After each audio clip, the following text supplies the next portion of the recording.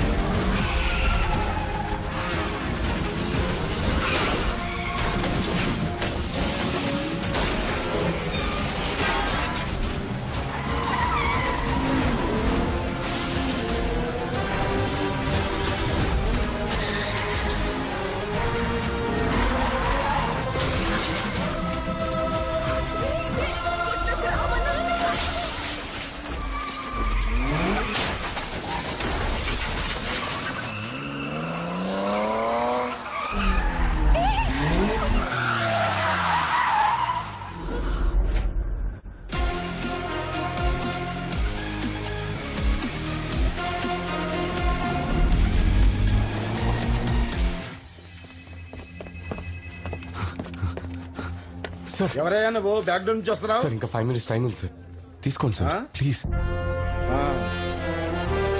Aadhaar 4th card page లో ఉంది sir. స్థానికులు సంతకాలు 8th పేజ్ లో ఉంది sir. Documents okay. Thank you sir. ఎందుకే ఫోటో తీస్తున్నావు? ఊరికనే సేఫ్టీకి సార్. Smile please. ఒక మంచి పౌరుడిగా నేను ప్రజాసేవని న్యాయంగా చేస్తానని ప్రతిజ్ఞ చేస్తున్నాను. ఇలా చూడు, పైన కిందకి తెచ్చాం, ఇక్కడ నుంచి పాతాళంలోకి తొక్కేస్తాం. నేను ఒకటి చెప్పనా? ఏంటి? ఒకటి ముందుకు వస్తే ఇంకోటి వెనక్కి వెళ్తుంది. ఏంటది? ఇది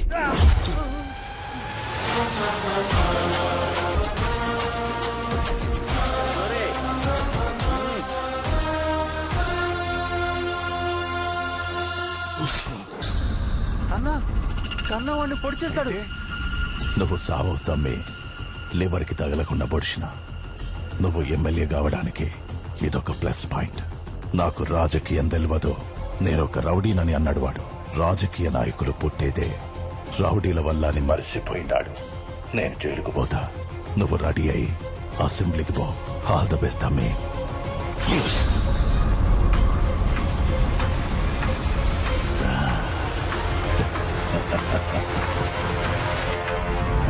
ట్యూషన్ మాస్టర్ ని పొడిచారంట. ట్యూషన్ మాస్టర్ ని పొడిచేశారంటమ్మా.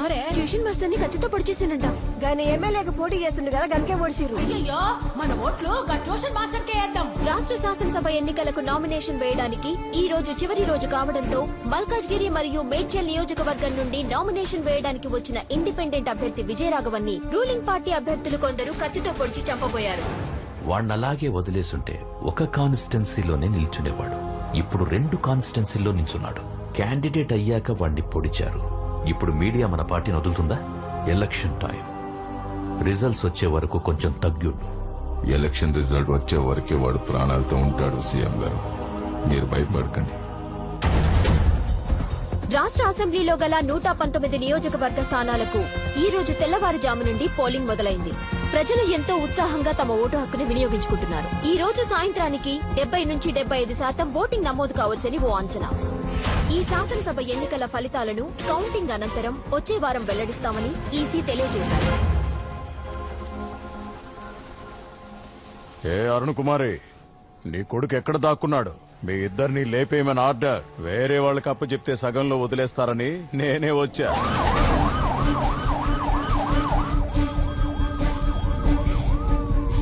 హలో సార్, ఒక బ్యాడ్ న్యూస్. మనం 100% గెలిచే ఇల్లందు నియోజకవర్గంలో ఈసీ ఓటింగ్ ఆపేస్తుంది. కావాలనే చేశారు సార్. అసెంబ్లీ ఎన్నికల ఓటు కౌంటింగ్ నడుస్తున్న ఈ టైంలో ఓ పార్టీ నాయకులు డబ్బులు పంచుతున్నారని ఇల్లందు నియోజకవర్గంలో ఎలక్షన్ కమిషన్ కౌంటింగ్ నిలిపివేశారు. వాళ్ళు ఖచ్చితంగా గెలిచే స్థానంలో ఓట్ల కౌంటింగ్ ఆపేయడంతో అధ్యక్షుడు రాజేంద్ర కుమార్ సభ్యులతో చర్చించడానికి పార్టీ ఆఫీస్కు బయలుదేరారు. ఎలక్షన్ కమిషన్ ఒక నియోజకవర్గంలో ఓట్ కౌంటింగ్ ఆపేశారు. దానివల్ల మీ పార్టీ ఓడిపోతుందంటారా? ఇది అపోజిషన్ పార్టీ సెంట్రల్ గవర్నమెంట్ చేసిన కుట్ర. ఈసారి కూడా మేమే గెలవబోతున్నాం. ప్రభుత్వాన్ని మళ్ళీ మేమే ఏర్పాటు చేస్తాం.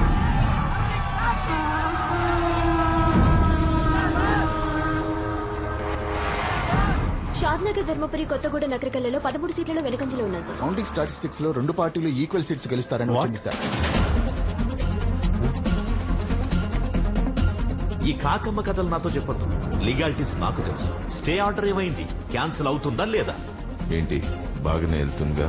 ఇప్పటిదాకా బానే వెళ్ళింది, కానీ 25 నియోజకవర్గాల్లో అపోజిషన్ వాళ్ళకి ఓట్లు ఎక్కువ వచ్చాయి. ఇదే కంటిన్యూ అయితే ఆ 25 ప్లేసెస్ లో వాళ్ళ క్యాండిడేట్స్ గెలుస్తారు. మనకు 100 సీట్లు వస్తాయనుకున్నాం, కానీ ఇద్దరికి సేమ్ వచ్చేలా ఉన్నాయి. ఇద్దరికి సేమ్ సీట్స్ వస్తాయి. గవర్నమెంట్ ఎవరూ ఫామ్ చేయలేరు. మనం 58 లీడ్ లో ఉన్నాం, వాళ్ళు 58 లీడ్ లో ఉన్నారు. ఒక నియోజకవర్గంలో కౌంటింగ్ ఆపేశారు. ఇప్పుడు మిగతా 2 చోట్ల గెలిచిన వాళ్ళ సపోర్ట్ మనకు కావాలి. అప్పుడే మనం గవర్నమెంట్ ని ఫామ్ చేయగలం. వెంటనే ఆ గెలిచే ఇద్దరిని మన వైపుకి తెచ్చుకోవాలి. ఎవరు వాళ్ళు? విజయరాఘ్. తెలంగాణ రాష్ట్ర శాసనసభ ఎన్నికలకు ఉత్కంఠంగా జరుగుతున్న కౌంటింగ్ లో ఇండిపెండెంట్ గా పోటీ చేసిన 145వ వార్డు ఎక్స్ కార్పొరేటర్ విజయరాఘవన్ తను పోటీ చేసిన 2 స్థానాలలోనూ ముందంజలో ఉన్నారు. విజయరాఘవన్ తో పోటీ పడుతున్న 2 పార్టీల ప్రత్యర్థులకు కనీసం డిపాజిట్లు కూడా రావడం లేదంటే విజయరాఘవన్ కి ప్రజలలో ఆదరణ ఎలా ఉందన్నది మనకు అర్థమవుతుంది. ఎలక్షన్స్ లో పోటీ చేస్తున్న 2 పెద్ద పార్టీలు మెజారిటీని సాధించలేకపోతున్నాయి. సూర్య నుంచుంటే మీరు కూర్చుంటారా? అయోమయానికి గురి. ఇంచుమించు విజయాన్ని ఖరారు చేసుకున్న విజయరాఘవన్ ఇప్పుడు ఏ పార్టీకి తన మద్దతిస్తాడన్నది మనం వేచి చూడాలి. మనం అతన్ని కన్విన్స్ చేసే లోపే అపోజిషన్ వాళ్ళు కన్విన్స్ చేయడానికి ట్రై చేశారేమో. ఒకసారి మన వాళ్ళతో ఫోన్ చేయించి చెక్ చేయించు. సార్, విజయరాఘవన్ కి ఫోన్ ట్రై చేస్తున్నారు సార్. ఆల్రెడీ వాళ్ళు విజయరాఘవన్ కి ఫోన్ చేశారంట సార్, కానీ తను పిక్ చేయలేదంట. మెజార్టీ రాని ఎలక్షన్ అని మీడియాలో న్యూస్ వస్తుంది సార్. గవర్నర్ టేక్ ఓవర్ చేస్తారని హెడ్లైన్స్ వస్తున్నాయి sir. Prime minister governor phone లో మాట్లాడుకున్నారు. గవర్నర్ చేతికి రూల్ వెళ్లకూడదు, అపోజిషన్ కి పవర్ వెళ్లకూడదు. అసలు మీ చట్టాలు ఏం చేస్తున్నాయా సార్? వాళ్ళు ప్లాన్ చేసి స్టే ఆర్డర్ తెచ్చారు సార్. దాన్ని ఎలాగైనా క్యాన్సిల్ చేయొచ్చు, కాకపోతే ఒక వారం లాగేస్తారు. ఆ ఒక్క వారం పవర్ లో లేకపోతే ఏమైనా జరగచ్చు. ఆ విజయరాఘవన్ 2 స్థానాల్లో లీడింగ్ లో సార్. మల్కాజ్గిరి మేడ్చర్ కన్ఫర్మ్ గా గెలుస్తాడు సార్. పొజిషన్ ఏంటి సార్? సెంట్రల్ నుండి ఫోన్ వచ్చింది. విజయరాఘవన్ కి ఫోన్ చేసి తనని ఎలాగైనా మన పార్టీలోకి లాక్కోమంటున్నారు. ఏంటయ్యా, ఒక పక్క మనం గెలవబోయే స్థానంలోనేమో కౌంటింగ్ ఆపేశారు, ఇంకో పక్క విజయరాఘవన్ 2 స్థానాల్లోనూ గెలిచాడు. మన గవర్నమెంట్ చేజారకూడదు. ఉన్న పెండింగ్ కేసులన్నీ పుటప్ చేసి సగం మందిని లాగేస్తారు. ఎంత అడిగినా ఇచ్చేద్దాం. పోయి ఆ విజయరాఘవన్ తో డీల్ మాట్లాడు. నేను ఇన్ని సంవత్సరాలు బయటికి రాకపోవడానికి కారణం సూర్యకిరణాలు తగిలి నా శరీరం మండుతుందని కాదు. నా శరీరానికి తగిలిన గాయం కన్నా నా గుండెకి తగిలిన పెద్ద గాయం ఏంటంటే ఈ ఊరికి నేనేం చేయలేకపోయానే అని. నా ఆశయాన్ని నువ్వు నెరవేరుస్తావని నేనింకా ప్రాణాలతో ఉన్నానురా. నేను పబ్లిక్ పార్టీ కోశాధికారిని మాట్లాడుతున్నాను తమ్ముడు. 2 నియోజకవర్గాల్లో గెలిచారు. కంగ్రాచులేషన్స్. మీకు 30 పంపిస్తాం. క్యాష్ అయినా ఓకే, లేదా ఏ సిటీలో ఏ బ్యాంక్ అయినా ఓకే. మా పార్టీకి మీ సపోర్ట్ కావాలి. 30 కాదంటే 40, 50 అయినా పర్లేదు. ఓకేనా తమ్ముడు? ఇప్పుడు 50 తీసుకోండి. గవర్నమెంట్ ఫామ్ చేసాక ఇంకో 50 ఇస్తాం. మొత్తం 100 కోట్లు. ఓకేనా? మీరు చెప్పేది మెసేజ్ లో పెట్టండి.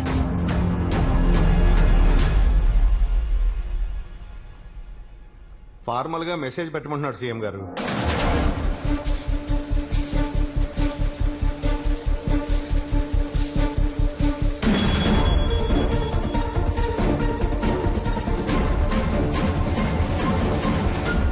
భగీరథ, అతనికి మన పార్టీ వాళ్ళకేవో గొడవలున్నాయని చెప్పావు. అందుకే అతను రాజకీయాల్లోకి వచ్చాడన్నావు. ఇంతకేంటా గొడవ?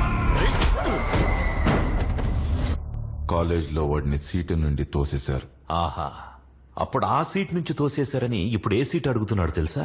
సీఎం సీట్ అడుగుతున్నాడు.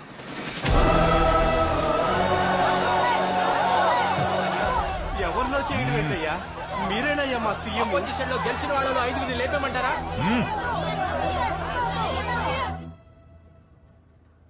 కౌంటింగ్ స్టాప్ చేసిన ఆ కాన్స్టిట్యున్సీలో మనమే గెలుస్తాం.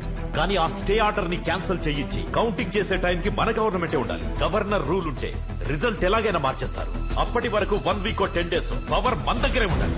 నేను సీఎం అవ్వడం ముఖ్యం కాదు, గవర్నమెంట్ మనం ఫామ్ చేయడమే ముఖ్యం. ఏం మాట్లాడుతున్నారు సార్?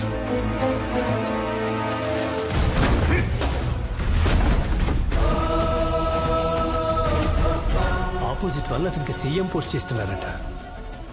వాళ్ళిచ్చే సీఎం పోస్ట్ ఏదో మనం ఇస్తాం కదా. లేదు సార్, అతను వద్దంటున్నాడు. ఆ పార్టీ వాళ్ళే అతనికి టార్గెట్.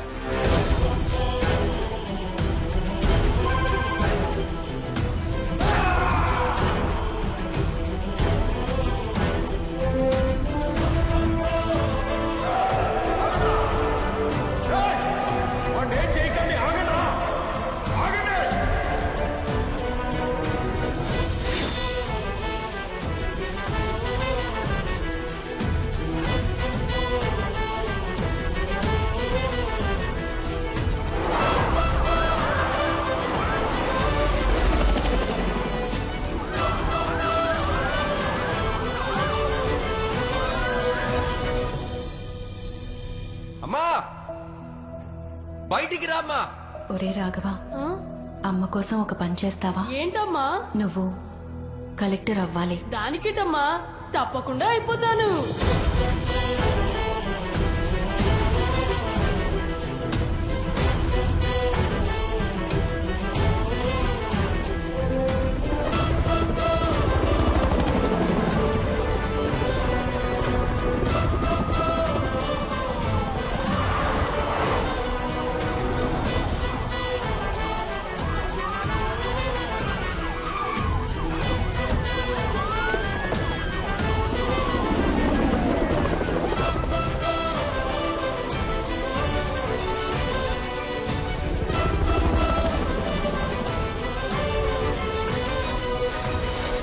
చేసిన తప్పులన్నిటికీ ఈ రోజు ముగింపు దొరకబోతుంది. వదలను నిన్ను. ఇంచు ఇంచు లెక్క తేలుస్తా. Arrest him.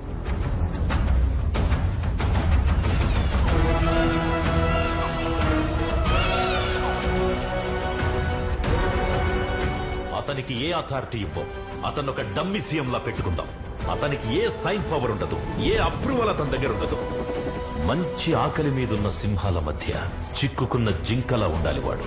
వాడి అవసరం తీరిపోగానే నువ్వు వాడిని ఏమైనా చేసుకో. వాళ్ళ అమ్మ కూడా ఒకప్పుడు మన పార్టీ అంటగా.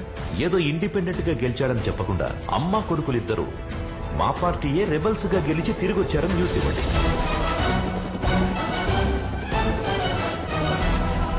ఏంటి మిస్టర్ భగీరథ, నీకు బాగా తెలిసిన వాడేగా, ఇంత దూరం తెచ్చుకున్నావు? సింపుల్ వ్యక్తే కదా.